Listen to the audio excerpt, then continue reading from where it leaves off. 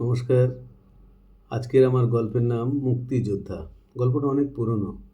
99-এ আমি যখন কার্গিলে পোস্টিং ছিলাম, সেই সময় পাহাড়ের কোলে বসে লিখেছিলাম হঠাৎ একটা মেয়ের কাহিনী নিয়ে। এই গল্পটা এখনও প্রাসঙ্গিক মনে হয়। এখনই মনে হয় এমন কতগুলো জীবন আছে যারা একটা অন্ধকার কারাগারের মধ্যে বন্দী, যেটা বাইরেতে দেখলে মনে হয় যেন রাজপ্রাসাদ। এমন জীবন অনেকের আছে এখনও পর্যন্ত। তাই আজ থেকে প্রায় 27 বছর আগে লেখা গল্পটা এখনও প্রাসঙ্গিক মনে হলো, তাই পড়ে শোনাচ্ছি। মুক্তিযোদ্ধা। ঋতু নামে যে মেয়েটার বিয়ে হলো গেল পরশু, সে জানে না যাবজ্জীবন কারাদণ্ড তার জন্য অপেক্ষা করে আছে অদূরেই, বিনা অন্যায়। বিয়ের কদিন আগেই বন্ধুদের সাথে সমুদ্র তোলপাড় করে স্নান করে এসেছে ও।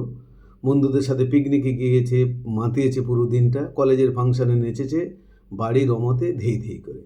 কুয়েট কলেজে পড়ার ইচ্ছা ত্যাগ করতে হয়েছে ওর বাবুজির জন্য। অবশেষে রাজেন্দ্রনগর গার্লস কলেজে ভর্তি হয়েছে ঋতু, ফিলোজফিতে অনার্স নিয়ে, যদিও সাইকোলজি ওর প্রিয় সাবজেক্ট।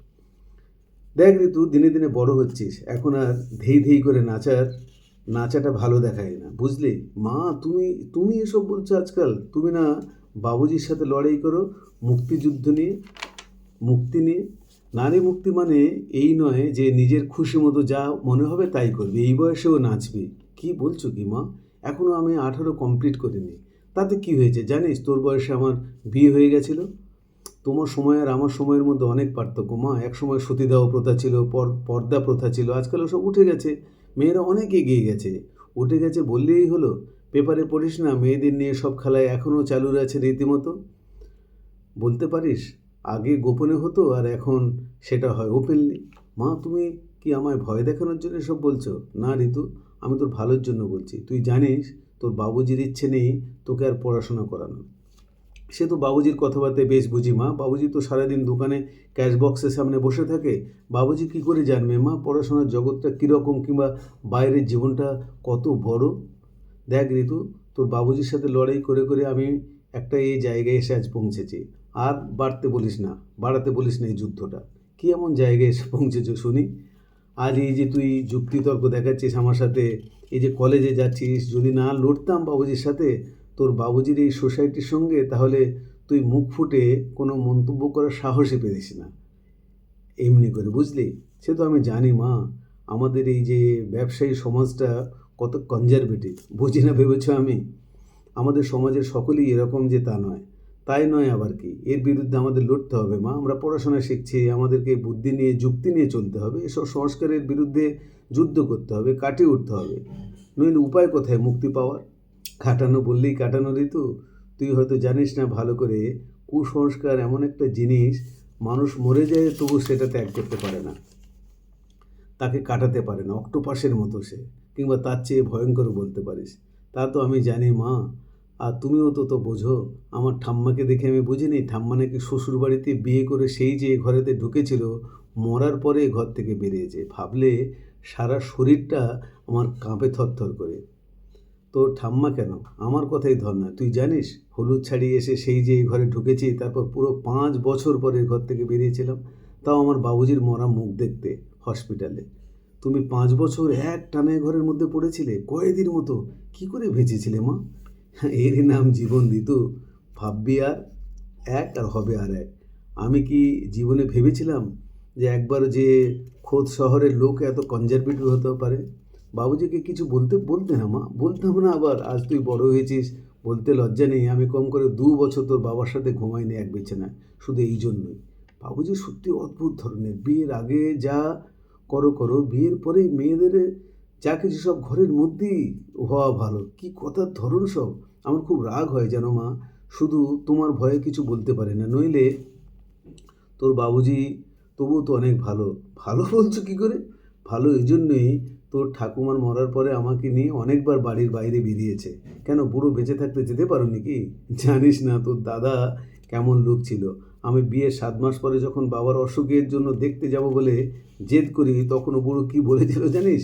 কী বলেছিল মা? বৌমা, এ প্রাসাদ পরিবারের একটা ঐতিহ্য আছে। এখানে বাড়ির বউরা মেয়েরা ইচ্ছে খুশি ঘর থেকে বেরোতে পারে না। আমি বললাম, তাই বলে আমার পিতাজির অসুখে আমি দেখতে যাব না বাবুজি? বুড়ো বলে কি জানো, যতক্ষণ না অজয়জি মানে তোর বাবার ব্যবসার সিজন অফ না হয় ততক্ষণ তুমি কোথাও যেতে পারবে না। ঘর থেকে বেরোতে হয় তো অজয়ের সাথেই বেরোতে হবে, একা কোনো দিনই না। যেই না আমি বলেছি, বাবুজি আপনার এর আদেশ আমি মানতে পারছি না। বাবুজি, কি এত সাহস, তুমি আমার উপর কথা বলো? জেনে রেখো বৌমা, তুমি বের হওয়ার পরে এ ঘরের দরজা চিরকালের জন্য তোমার জন্য বন্ধ হয়ে যাবে। খেয়াল রেখো কথাটা। কি বলছেন বাবুজি? আপনি আমার পিতারই মতো। দেখো বৌমা, আমার বাবুজি কি করেছিল জানো? বড় মা নাকি একবার বাবুজিকে না বলে বাড়ি থেকে বেরিয়েছিল। তারপরের ঘটনাটা খুব কঠিন, না বলেই ভালো। তবু আমাদের পরিবারের রীতিনীতির কথা জানানোর জন্য তোমাকে বলছি। পরদিন সকালে বড় মার লাশ ঘর থেকে বেরিয়েছিল। জেনে রেখো কথাটা। কি বলছো কি মা? সত্যি বলছি ঋতু, এই কথাগুলো তোর দাদাজির মুখ থেকে আমি নিজে কানে শুনেছি। বাবুজি কি কিছু বলতো না? তোর বাবুজি কি বলবে? বলতো বাবুজির উপর কি কথা বলবো, এত সাহস আমার নেই। সত্যি বলছি মা, আমার যদি এরকম কয়েদির জীবন কোনো দিন আসে, আমি শিওর সুইসাইড করে বসবো। সত্য আমি বলে দিলাম। এসব কি বলছিস ঋতু? আত্মহত্যা সে তো মহাপাপ, তুই জানিস না? পরহত্যার মতো। জানি না মা, জানি। তবে শুধু মেয়ে হয়ে জন্মানোর অপরাধে যদি কারাদণ্ড এরকম ভোগ করতেই হয় সারা জীবন, তার চেয়ে মৃত্যু অনেক গুণে ভালো মা, শত গুণে। আমারও তাই মনে হয়। তোর মুখে সব কথা মানায় না ঋতু। তোকে আমি কত লড়াই করে মানুষ করেছি। তোর বাবুজি বলছিল কি জানিস? কি বলছিল মা? তোর বিয়ে দেওয়ার জন্য যত শীঘ্র হয়। সে কি মা, আমি কলেজে যেতে না যেতেই বিয়ে দেওয়ার জন্য ভাবছো? বাবুজিকে বলে দিও আমি এখন বিয়ে টিয়ে করবো না, আমার ইচ্ছা মতোই আমি করব। এর মাত্র কদিন পরে ঋতু কলেজ থেকে ফিরে এসে দেখে বাড়িতে অনেকগুলো আত্মীয়ের ভিড়। ঋতু সিঁড়ি বেয়ে উপরে উঠছিল, কোনো দিকে না তাকিয়ে। নিচ থেকে আওয়াজ এলো, ঋতু এদিকে এসো, তোমাকে দেখার জন্য এসেছেন এরা। বাবুজি, আমার শরীরটা আজ ভালো লাগছে না। ঋতু, তুমি জানো কোত্থেকে ভদ্রলোক এসেছেন? বালিয়া থেকে, শ্রী অরবিন্দ মিলের কর্ণধরিণী। ভুলে যেও না। ঋতু মুখ ভারী করেও বসতে হয়েছিল সবার সামনে। শ্রী শ্রী অরবিন্দ মিলের মালিক নিতেশবাবু মুচকি হাসি হেসে জিজ্ঞেস করেন, মা ঋতু, তোমার কি এখনও পড়াশোনা করার ইচ্ছে? হ্যাঁ বাবা, হ্যাঁ আমার খুব ইচ্ছে ফিলোজফিতে পোস্ট গ্রাজুয়েট করি, তারপর পিএইচডিটাও। তাতে ক্ষতি নেই মা, আমার বাড়ির পাশেই বালিয়া গার্লস কলেজ, তুমি ইচ্ছে মতোই পড়ো। না, আমার অন্য কোথাও যাওয়ার ইচ্ছে নেই এখন। এই রাজেন্দ্রনগরেই আমি পড়াশোনা করব ঠিক করেছি। ঋতুর বাবুজি হঠাৎ ঝাঁকি উঠে বলে, ঋতু, ভদ্রলোকের সাথে ভদ্রভাবে কথা বলো। যেন ওনার ছেলের নামে ওই ক্লথ মিল। উনি কত ধনী মানুষ তুমি জানো? আমাকে কিনেও নিতে পারেন, শুধু বন্ধু বলে। কী যে বলো রাজেন, আমি নিতান্তই সাধারণ মানুষ। যা বলেছি ঠিক বলেছি। আমার মেয়ে এরকম জেদি ধরনের, তবে বেশি জেদ আদৌ ভালো নয়। তাছাড়া না, ওতে আমি কিছু ভাবিনি। কলেজে পড়া মেয়েরা এরকমই হয়। বিয়ে হলে সব ঠিক হয়ে যাবে। এবার ঋতুর মা বুকে একটু সাহস নিয়ে বলেন, আসলে জানেন দাদা, আমার মেয়ে একটু চঞ্চল গোছের, পড়াশোনা খুব ভালোবাসে। এ তো ভালো কথা। হঠাৎ ঋতুর আজ কি মুড হলো, সবার সামনে বলে বসে, আমাদের এই ব্যবসায়ী যাত্রা পড়াশোনার কিচ্ছুটি বোঝে না, শুধু পয়সা বোঝে। কেন বলুন তো? জীবনের আসল মানেটা কি এটা জানেই না মনে হয়। পয়সা পয়সা করেই জীবনটা কেমন কাটিয়ে দেয়। সেদিন রাতটা ঋতুর জীবনের এক অভিশপ্ত রাত ছিল। ঋতুর বাবা চাবুক পর্যন্ত বের করেছিল, কিন্তু মার জন্য বেঁচে যায় ঋতু সেদিনটার মতো। তবু লোহা ঘাঁটা সে শক্ত হাতের থাপ্পড় ঋতুর পাটিতে আগুন জ্বলা টকটকে পাত্রার মতো জ্বলছিল সারাক্ষণ। ঋতু তবু কাঁদেনি এক ফোঁটাও না। তারপর দিন হাসি মুখে কলেজে গেছে ঋতু, বন্ধুদের সাথে হো হো করেছে রীতিমতো সারাদিন ধরে। নিতাকে হঠাৎ বলে ফেলে, নিতা, তোর বাবুজি হঠাৎ যদি এখন তোর বিয়ে দিয়ে দেয়, তুই বিয়েটা করে নিবি? ধুৎ, আমার বাবুজি মাম্মি এরকম আদৌ না। ধর, ভালো ছেলে এসে গেল, অনেক বড় লোক, হঠাৎ গেলেও দেবে না। সত্যি রে, তোদের কমিউনিটিটা কত উদার, কত মুক্ত মনের, মেয়েদেরকে কত সম্মান করে। কেন তোদের ইউপির লোকেরা বুঝি উদার নয়? আরে ও ইউপির লোকের কথা আমি আর কি জানি, তবে আমাদের এই যে ব্যবসায়ী যাত্রার মতো এরকম কনজারভেটিভ এ দুনিয়া আছে বলে মনে হয় না। কেন রে, কি হয়েছে জানিস? আমার ঠাকুমা বিয়ে করে সে যে বাড়িতে ঢুকেছিল, মৃত্যুর পর প্রথম আমাদের বাড়ি থেকে বেরিয়েছে। এর আগে একদিনও নয়। কি বলিস কি রে ঋতু? হঠাৎ কি হলো রে তোর, বলতো? এইসব আজে বাজে বকছিস হঠাৎ করে। আজ কিচ্ছুটি না বলে ঋতু সেদিন নিতার কাছ থেকে পালিয়েছিল এক দৌড়ে। নিতা ডাকছিল, ঋতু শোন, এরকম ছুটছিস কেন? ঋতু কোন দিকে না তাকিয়ে ছুটছিল কলেজে খোলার মাঠটার দিকে। উপরে মুক্ত আকাশ, পাখিরা উঠছে একদিকে, ওদিকে একদিক খোলা মন। ঋতু চিৎকার করে বলে, যদি মরতে হয় যেন উদারতার মধ্যে মরি, এত বিস্তৃতির মধ্যে মরি, খোলা আকাশের নিচে মুক্ত মনে। যেন জীবনের আরেক নাম উদারতা হোক, হোক স্বাধীনতা। বিয়ের দিনেই প্রথম আলাপ অরবিন্দের সঙ্গে। খারাপ লাগে না অরবিন্দকে, বেশ হ্যান্ডসাম সুপুরুষ বটে, মুখে মিষ্টি মিষ্টি হাসিটা লেগে রয়েছে, গলায় ভারী ভারী 3টে সোনার চেন 3 ধরনের। কি জানি ঋতু বিয়ের পিঁড়িতে বসেই আগেই অরবিন্দকে দেখেছিল কিনা এক দৃষ্টিতে, মনে হয় স্বপ্নের রঙটা বুঝি এরকমই। ফুলসজ্জার দিনই অরবিন্দের মা মিষ্টি গলায় ঋতুকে শোনালো, বৌমা এ বাড়িতে তুমি যা চাও সব পাবে, সব, শুধু এ বাড়ির রীতিনীতি তোমাকে মেনে চলতে হবে। ঋতুর বুকটা হঠাৎ চিনচিন করে ওঠে।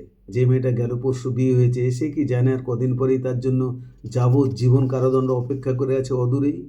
ঋতুর মুখটা হঠাৎ ফ্যাকাশে হয়ে ওঠে। অরবিন্দ বলে, আরে ঋতু, এত সহজে আনমনা হলে চলে? ছোট্ট জানলার দিকে বাইরে তাকিয়ে কি দেখছো এত? শুধু আজ ঘরটাকে দেখো ভালো করে। ঋতুর মুখটাও ভারী ভারী দেখে অরবিন্দ ঋতুর মুখে মুখ ঠেকিয়ে বলে, আজকের দিনে তোমার চোখে জল অরবিন্দ? তুমি কি একবারও তাকিয়ে দেখো এই যে বারান্দার খাঁচার পাখিটা কেমন ছটফট করছে তখন থেকে? কদিনের মধ্যেই মনে হয় মরে যাবে পাখিটা। ওকে ছেড়ে দাও না অরবিন্দ, প্লিজ ছেড়ে দাও। আরে কী যে বলো ঋতু, লেটার ডাই, একটা মরলে আর একটা আসবে, ভাববার কি আছে? এটাই রীতি আমাদের সমাজের। ঋতু একবার অরবিন্দের চোখে চোখ রেখে জোরে বলে ওঠে, সত্যি হয়তো ভাবতাম এসব একদিন, যদি জীবন অনেক রকম অনেক কটা হতো। আসলে অরবিন্দ, জীবনটা তো একটাই না, তাই তো এত ভাবি। অরবিন্দ আজ প্রথম জানলা দিকে আকাশটা দেখছিল হাঁ করে, ভাবছিল ঋতুর কথাটা। আজ সে বুঝি প্রথম অনুভব করলো, জীবন সত্যি তো একটা, সে তার কাছে যেমন ঋতুর কাছেও তেমন। ঋতু মেয়ে মানুষ, তাতে কি হয়েছে? সভ্যতা সৃষ্টির উৎস তো সে। নমস্কার, সকলে ভালো থাকুন, এই চাই সবসময়।